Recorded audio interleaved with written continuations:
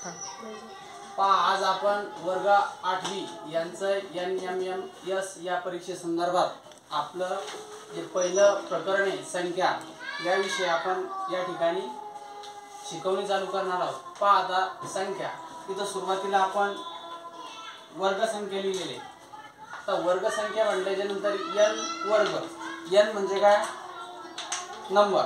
तर आपल्याला काय करायचंय हे सुरुवातीला हे जे वर्ग दिलेले आता मला एक सांगा 2 चा वर्ग किती आहे 4, 3 चा वर्ग 9, 4 चा वर्ग 16, 5 चा वर्ग 25, 6 चा वर्ग असं तुम्हाला 30 पर्यंत काय करायचे पाठांतर करायचे। हा झाला पहिला पॉइंट संख्या या प्रकरणामधला। आता दुसरा पाहायचा आहे आपल्याला क्रमवार समसंख्येचा वर्ग। आता तुम्हाला माहिती आहे क्रमवार समसंख्या म्हटल्याच्या नंतर 2 पासून तर 30 पर्यंत आपण इथे लिहिलेले आहे, बरोबर आहे।